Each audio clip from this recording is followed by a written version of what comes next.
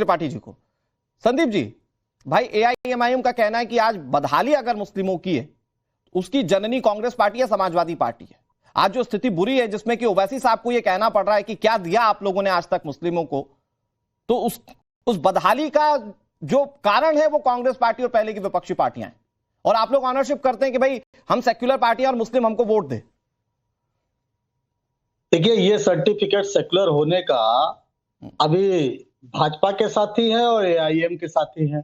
मतलब ये दोनों, एक कहता है कि हम हिंदुओं के लिए काम नहीं करते हैं और एक कहता है मुस्लिमों के लिए काम नहीं करते हैं। हाँ, बिल्कुल सही है। सामने रख दीजिएगा संदीप जी को, एक एक करके बोलिए। हम हिंदू और मुस्लिम देखकर बिल्कुल काम नहीं करते हैं जी। हम सच्चाई है कि हम भारत के लोगों के लिए काम करते हैं और यही सच है।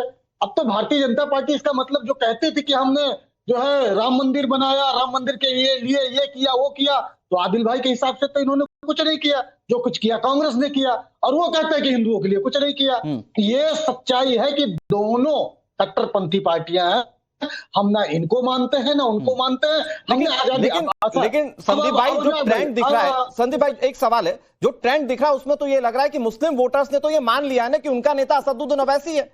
यही वजह है कि बिहार में अच्छा रिजल्ट, यही वजह है कि महाराष्ट्र के चुनाव में अच्छा रिजल्ट एआईएमआईएम का। कौन क्या है, मेरी बात पूरी होने दीजिए। जैसे आपने सबको शांति से सुना, मेरी बात सुनिए। ये आजादी के पहले 1937 में चुनाव हुआ, जहां पर 126 पूरे देश में 126 मुस्लिम लीग के लोग जीत कर आते हैं, 126 पूरे देश से। और फिर 1937 के बाद फिर इसी तरह हिंदू मुस्लिम जैसे आज चल रहा है होता है, फिर संविधान सभा और उसका चुनाव होता है। 468 सीटें मुस्लिम लीग जीत कर आती है। उसकी देन कौन होती है? भारत का बंटवारा होता है। आज वही उसी मुहाने पर ये दोनों पार्टियां देश को ले जाकर खड़ा कर रही हैं, और उसकी सबसे बड़ी दोषी कोई पार्टी है तो भारतीय जनता पार्टी है। ठीक है, ये बात मैं कौशल कांति जी सब सुन रहे हैं, और कौशल कांति जी मैं आपको पूरा मौका दूंगा। सुनिए ना संदीप जी, एक सवाल है मेरा, लेकिन अगर मैं छोटा सा सवाल है, आदिल भाई भी आपको जवाब देना चाह रहे हैं। संदीप जी, एक छोटा सा सवाल ये कि फिर वोटर्स भरोसा क्यों नहीं कर रहा है? आप इतनी बड़ी बड़ी बातें कर लेते हैं भाई। बिहार का नतीजा आपको पता है, आप 60 सीटों पर लड़े थे, मात्र 6 सीटों पर जीत पाए। एआईएमआईएम को पता है आपको कितनी सीटों पर लड़ी थी? वो 5 सीटें ले आई उतने में। भाई कहां वोटर का भरोसा कर रहा है आप पे? मैं आ रहा हूं आदिल भाई की बात। सुनिए ना, अरे सुनिए ना, अनुराग भाई बिल्कुल सही कह रहा है। अब आते हैं इसी पे। अब हम अपने मुस्लिम समाज के लोगों से भी एक बात पूछना चाहते हैं कि भैया, आप जो है बीएमसी का चुनाव जब इसके पहले हुआ था तो 150 मुस्लिम पार्षद जीत कर आए थे पूरे कांग्रेस की, सिर्फ कांग्रेस की पार्टी से 150 मुस्लिम पार्षद, और आज सिर्फ जो है 70 पार्षद जीत के आ रहे हैं। तो ये बताइए कि संख्या घटाने का काम किसने किया? ठीक है, एआईएम ने किया, आपका प्रतिनिधित्व कम करने का काम किया। मैं इसके बाद आ रहा हूं कौशल कांति जी। सच्चाई है कि एआईएम भारतीय जनता पार्टी के इशारे पर काम करती है। Okay, now you are on the point sir, please AIMIM please जवाब दे दीजिए। संदीप और सच्चा कमेटी की 80% शिकायत करने लागू की है। ठीक है, ओके, संदीप जी जवाब दे रहे हैं, एआईएमआईएम के प्रवक्ता जवाब दे रहे हैं, बीजेपी भी जवाब देगी आपको इसके बाद। आदिल भाई, अभी आप जिस स्कॉलरशिप की बात कर रहे थे वो इसी पार्टी ने चालू की। जिस आरक्षण की बात अभी कर रहे थे ना, इसी पार्टी ने दिया। आप कहते हैं कुछ नहीं दिया, गजब की दोगलाई है। कितना दोगलाई करिएगा भाई? एक बात कहते हैं कि संदीप भाई आप बोल लेने दीजिए, बोलने को दिया किसने था ये भी बताइए ना। ठीक है संदीप भाई, you are having a valid point. Okay, की बात करते हैं। ओके आदिल जी, भाजपा कहते हैं आदिल हसन भाई प्लीज। किसने दिया? अच्छा आवाज थोड़ा सा कम कीजिए प्लीज, संदीप भाई ने बहुत बोल दिया। ठीक है, ओके आदिल भाई जल्दी जवाब दीजिए, मैं बीजेपी के पास जा रहा हूँ। आपके भी आरोप है और कांग्रेस पार्टी के भी। हाँ अनुराग भाई सुन लीजिए, अरे नहीं बोलने देगा यार। ठीक है, हो गया उनका बंद हो गया, ऑडियो बंद हो गया, प्लीज। अनुराग भाई 2010 में कांग्रेस पार्टी बिहार में 4 सीट जीती, तीनों सीमांचल से जीती। अभी सीमांचल में बिहार में चुनाव हुआ, 6 सीट कांग्रेस पार्टी जीती, 4 सीट सीमांचल में जीती, 2 सीट मुस्लिम बहुल इलाके में जीती। राहुल गांधी, अरे देखिए बिना ब्रेक का गाड़ी है, इसको चुप कराइए। बिना ब्रेक का गाड़ी है, ये बिना ब्रेक का गाड़ी है, बिना ब्रेक का गाड़ी है। बोलेगा ये इन लोग बोलेगा, बिना ब्रेक की गाड़ी सच्चाई नहीं सुन सकता है। सुनिए अनुराग भाई, रेवंत रेड्डी साहब तो चीफ मिनिस्टर है, सिटिंग चीफ मिनिस्टर है तेलंगाना के, और तेलंगाना के प्रदेश अध्यक्ष रहे। अकबर ओवैसी साहब, असद ओवैसी साहब के बारे में क्या बोलते हैं, इनसे पूछ लीजिए। यूएपीए एक्ट किसने लाया? आप ही बोलिए। टाडा में सबसे ज्यादा मुसलमानों की गिरफ्तारी हुई। एएमयू को किशनगंज को पैसा नहीं मिला, एएमयू का माइनॉरिटी स्टेटस नहीं मिला, मेरठ, मरियाना, भागलपुर जितना भी फसाद हुआ कांग्रेस के वक्त में हुआ। श्री कृष्ण कमिशन रिपोर्ट जो फसाद के बाद आदिल भाई, तो क्या मुसलमान समझ गया कि भाई इनको वोट नहीं देना है? सर बोलने दी सर, उसके जितना राहुल गांधी को, प्रियंका गांधी को वायनाड जाना पड़ा, अमेठी हारे, और अमेठी में भी 14 में जो जीते वो अंबिका जो जिस जगह जीते वो मुस्लिम बहुल इलाका था, मुसलमानों ने वोट किया। मुसलमान के मुद्दे पे ना प्रियंका बोलेंगी, ना राहुल बोलेंगे, ना खड़गे बोलेंगे। अभी सुन लीजिए, ठीक है, बिहार शरीफ में आदिल भाई मैं चाह रहा हूँ दूसरे गैस पे आ जाए। ओके कांग्रेस मोदी, संदीप भाई 20 सेकंड वो कह रहे हैं आप सिर्फ वोट लेने का काम करते हैं, जहां से चुनाव हारते मुस्लिम बाहुल सीट चुनते हैं, जीतते हैं, उसके बाद मुस्लिमों का कुछ नहीं करते। संदीप त्रिपाठी 20 सेकंड। अनुराग भाई, सिर्फ मैंने आंकड़े की बात की, महाराष्ट्र का उदाहरण दिया, यही काम इन्होंने मुस्लिम प्रतिनिधित्व करने का काम, खत्म करने का काम एआईएमआईएम और भाजपा दोनों मिलकर कर रही है। ठीक है, ओके, दूसरे को गाली देते हैं, सच्चाई है प्लीज आप दोनों अब ठीक है, हो गया ठीक है, ओके संदीप भाई, आदिल भाई, ओके थोड़ा सा वेट कर लीजिए। अब भारतीय जनता पार्टी को ले आते हैं, आप लोगों के बहुत सारे सवाल थे, उसके बाद ममता काली जी मैं आपके पास आऊं। ठीक है, ओके, हो गया। कौशल कांत जी भाई, लेकिन एक तरफ तो कांग्रेस के आरोप है, कांग्रेस कह रही है कि एआईएमआईएम और भारतीय जनता पार्टी में कोई मतलब डिसिमिलैरिटी नहीं, दोनों एक जैसी हैं। एक धार्मिक हिंदू कट्टरता पर चलती है, एक मुस्लिम कट्टरता पर चलती है, एक उनका ये कहना। दूसरा आदिल भाई ये कह रहे हैं कि जो काम अब तक कांग्रेस करती आ रही थी कि मुस्लिमों को दबाया जाए, वही चीज तो आपने भी सत्ता में आके आगे बढ़ाई है। अनुराग जी, एक पुरानी फिल्म का गाना है, कितनी मासूम लग रही हो तुम, तुम्हें कातिल कहे वो झूठा है, नजर भर के जिसे तुम देख लो वो खुद ही बर जाए। इतने लोग जो बोल रहे हैं और इतने मासूमियत से बोल रहे हैं, तो मुझे तो लग रहा है कि बस यही लाइन फिट होती है।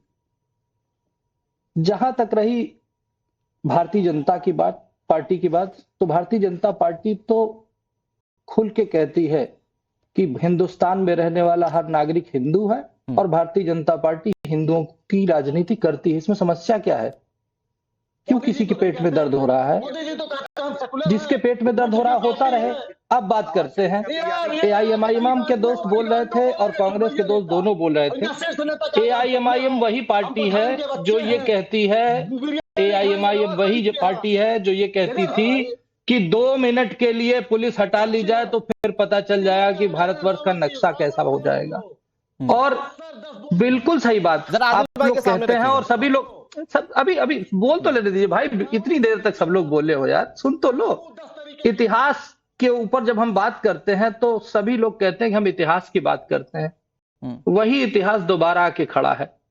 लेकिन देश का भविष्य यह है, देश की किस्मत यह है कि जब देश बटा, जब देश गुलाम था और जब कांग्रेस थी, उस समय देश बट गया था क्योंकि मुस्लिम लीग बन गई थी।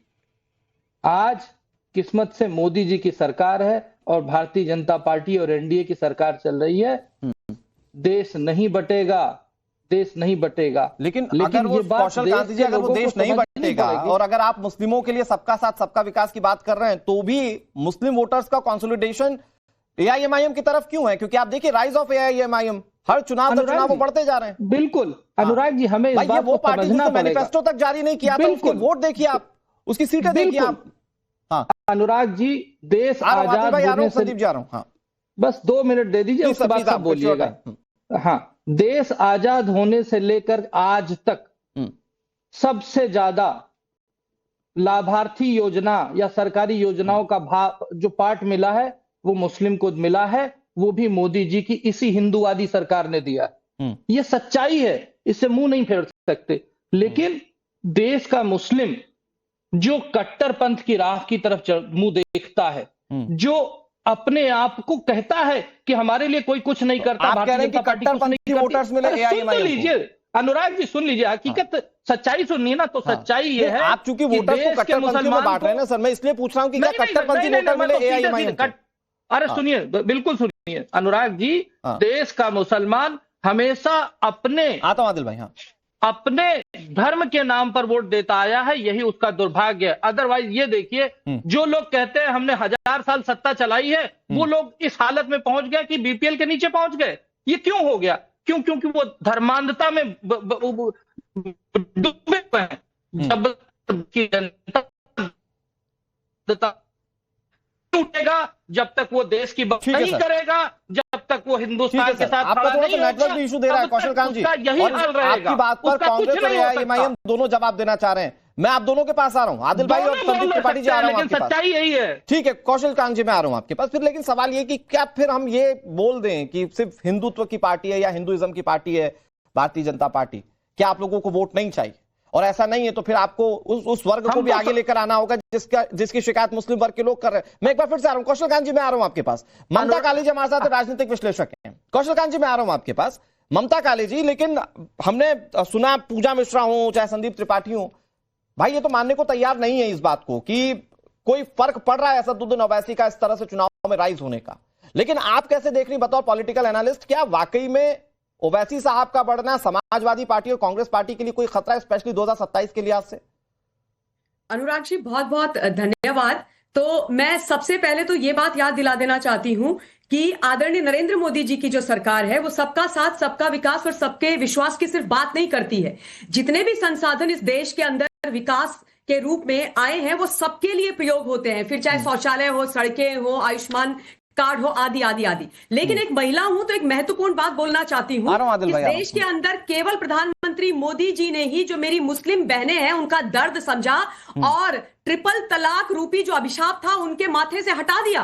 वो कलंक था उनके जीवन में, उनके जीवन को बर्बाद और खत्म करने वाला किसी ने नहीं किया, कभी नहीं किया। इनफैक्ट जब ट्रिपल तलाक खत्म करने की बात आई तो ये जो मुस्लिम वोट बैंक की राजनीति करते हैं वो लोगों ने विरोध करना आरंभ कर दिया, कांग्रेस पार्टी ने विरोध करना आरंभ कर दिया। और देखिए मिस्टर राजभर ने जो एक बात बोली है वो करेक्ट है अनुराग जी, थोड़ा सा टाइम और लूंगी। वो बात करेक्ट है कि चाहे समाजवादी पार्टी हो चाहे कांग्रेस पार्टी हो, उन्होंने केवल मुस्लिम समाज का दोहन किया है, उनको अपना वोट बैंक समझा है। उनका यही राजनीति रही है कि इनको पिछड़ा रहने दो, इनको गरीब रहने दो, इनको पढ़ने मत दो, इनको मदरसे में ही पढ़ने दो, इनको मेन स्ट्रीम स्कूलिंग मत करने दो, क्योंकि अगर ये व्हाइट कॉलर बन गए, एजुकेटेड बन गए तो ये तो हमारी ऐसी तैसी कर देंगे, हमको वोट नहीं देंगे, है ना। और वो चीज अब ओवैसी साहब समझ रहे हैं। मिस्टर ओवैसी की एक बात तो मैं बहुत तारीफ सदैव से करती रही हूं और आज भी बोलूंगी कि वो देशभक्त है। जब भारत पाकिस्तान की बात आती है तो वो देश के एलओपी की तरह हरकत नहीं करते हैं, वो जमकर इस देश के साथ खड़े होते हैं और पाकिस्तान को आईना दिखाते हैं। लेकिन मिस्टर ओवैसी को यह भी पता है कि मुस्लिम नेता तो मैं ही हूं,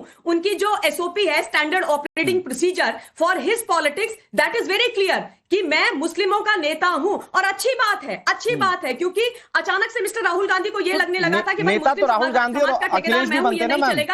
एक चीज और बोल रही हूँ, मुस्लिमों के नेता तो अखिलेश और राहुल भी बनते हैं। सॉरी मैं कह रहा हूं अखिलेश और राहुल भी तो मुस्लिमों के नेता बनते हैं। वो कहते हैं हम सेक्युलर पार्टी हैं, हम लेकर जाएंगे ये पिछड़े हुए वर्ग को आगे। वो बात अलग है कि मुस्लिम आज भरोसा नहीं कर रहे हैं। हाँ। इन्होंने वही किया है। देखिए चाहे अखिलेश यादव हो चाहे मिस्टर राहुल गांधी हो, दोनों ही केवल और केवल मुस्लिम समाज को अपना वोट बैंक समझ करके उनकी राजनीति करते हैं, उनका दोहन करते हैं। उनके लिए आज तक कुछ किया नहीं है, इसलिए इन्होंने पीडीए बना दिया। जातिगत जनगणना की नौटंकी मिस्टर राहुल गांधी करते रहते हैं, है ना। लेकिन इनका ये पीडीए वीडीए चलेगा नहीं। पर एक चीज बताती हूँ आज अनुराग जी कि यूपी के अंदर एमवाई समीकरण तो चलेगा, यूपी के अंदर एमवाई समीकरण चलेगा, डंके की चोट पर चलेगा, लेकिन सपा वाला नहीं चलेगा, राष्ट्रवाद वाला चलेगा। पता है कौन सा एमवाई समीकरण है वो? मोदी जी एंड योगी जी। तो समीकरण मोदी जी एंड योगी जी का चलेगा, यूपी में चलेगा, पूरे भारत में एक लाइन में बताइएगा फिर ये ओवैसी साहब कितना खेल बिगाड़ रहे हैं कांग्रेस और समाजवादी पार्टी का। मैं आ रहा हूं संदीप जी। हाँ जी, ओवैसी साहब कितना खेल बिगाड़ रहे हैं?